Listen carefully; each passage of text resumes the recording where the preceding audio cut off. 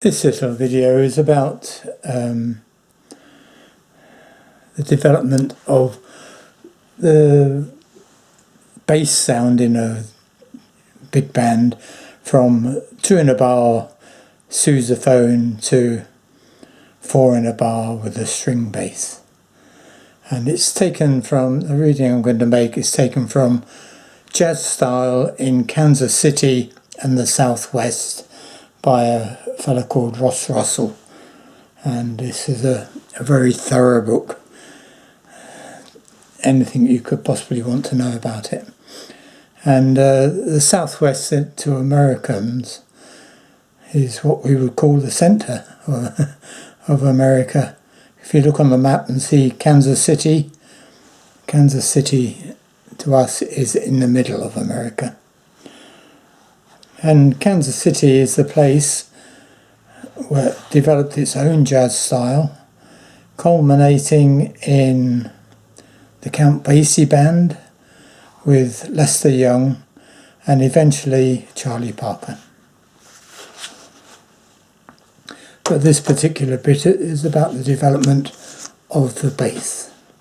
And we start off talking about the Bennie Moten Band, which was the immediate predecessor of the Count Basie Orchestra. So it says, Paige's dynamic trumpet jumps out of the brass section on That Too Do, Max Rhythm, Lisa Lee, and Bouncing Around. Dialogue between the brass and the reed sections heard on Won't You Be My Baby approaches the level of playing in the Alphonso Trent and the Blue Devil orchestras.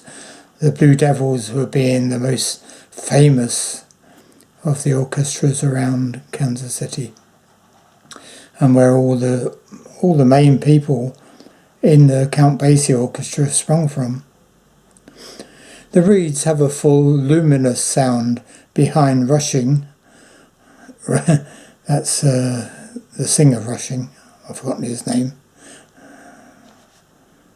And on When I'm Alone, Somebody Stole My Gal is a light-hearted romp through the chords of the standard tune and contains a rare bassy scat chorus. Certain distractions are still present. The listener is forced to suffer through Woody Walder and Jack Washington solos that sound more out of context than ever, alongside Basie and Paige. Bus Moten's accordion, he's the brother of the leader of the band, is less obtrusive than before, and in one or two spots an acceptable embellishment. The brass lacks the precision of Alphonso Trent or the Clouds of Joy, but progress is evident.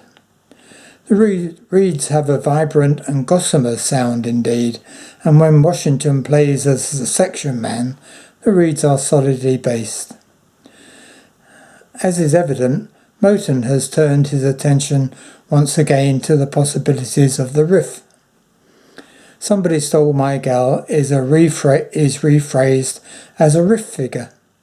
Bassie's value as a feed and cue man are much in evidence, and under his skillful management, the sections are starting to limber up.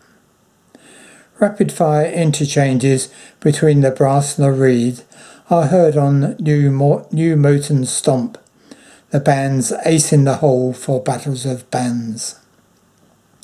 One has the feeling that the band is almost ready. A residual weakness lies with the rhythm section, not in its personnel, but in its instrumentation. In principle, the defect is inherent from the brass band practices and is due to the building of the jazz band rhythm section around the heavy, short-winded brass bass, tuba or companion sousaphone, instruments incapable of playing on the beat at anything faster than a medium-slow tempo. The brass bass effectively places the entire band in the straitjacket of 2/4 time. Actually, or implied, for the instrument can play only alternate beats.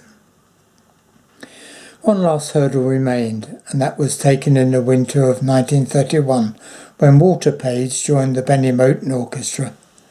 Paige's experiments with the string bass in the Blue Devil rhythm section had convinced him that it was the logical instrument for the job. By the time Paige came to Moten, he had brought his string bass work up to the level of the best jazz players, notably Wellman Broad, Paige's first inspiration, then with Duke Ellington. Pops Foster with the Louis Russell Orchestra and John Kirby with Fletcher Henderson were also working along the same lines as Paige and Broad. Paige's style is described by French critic Hugues Bassanet in the Real Jazz. Walter Paige is considered by many as the greatest jazz counterbass. Certainly his playing is extremely mobile. He marks all four beats consistently. His notes run from high to low with an admirable suppleness. His parts is always very regular and complements the left hand of the piano with astonishing abundance. In fact, his very playing seems to ease the entire rhythm section, for his tempo is unvarying.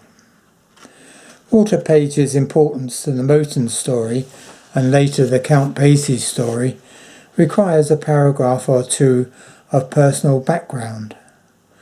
Paige was a product of Kansas City's Lincoln High School, and the music department, founded there sometime between 1910 and 1920 by Major Smith.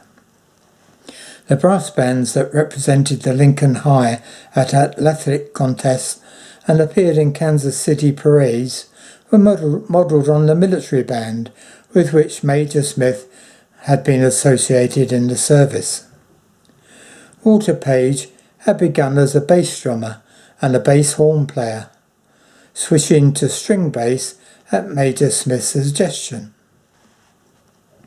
Paige's inspiration to explore the string bass as an instrument capable of holding its own in the jazz rhythm section had begun when a New Orleans band led by Tommy Ladnier and with pioneer bassist Wellman Broad had played the Elks and Shriners Circus in Kansas City. Paige had been impressed by the big tone Broad brought forth from the stringed instrument. Following his graduation from Lincoln High, Walter Paige matriculated at the University of Kansas at Lawrence and obtained a degree in music with studies in piano, voice, violin, composition and arranging. He also completed a course in gasoline engines and qualified for a reserve officer training corps, rating as a cook, mechanic and musician. In spite of these qualifications and his family's attitude towards the entertainment business, Paige found jazz to be an irresistible attraction, and the years immediately after World War I found him barnstorming through the Southwest with the Billy King Show. Paige formed a close friendship with Ermia Coleman, helped to organise the Oklahoma City Blue Devils, a very famous band, and was the senior member and nominal leader of that band before joining Moten. The technical problems that Paige sought to solve had to do with the instrument's sonority and the speed with which it could be played. In order to compete with the brass bass instruments, it needed a powerful carrying tone. Achieving this, it required sufficient facility of handling to be comfortable at any tempo that the band might play, without faking or marking alternate notes. Paige's experiments continued while he was a member of the Blue Devils. Meanwhile, he was still performing on tuba, sousaphone and baritone saxophone. His growing mastery of the contrabass was not apparent until the late 20s, just before joining just before he joined Moten. Although the value of Basie's piano cannot be underestimated, Walter Paige was perhaps the single most important addition to the band. Once Paige was aboard, the Ailing Rhythm section became a unit of astonishing power and flexibility.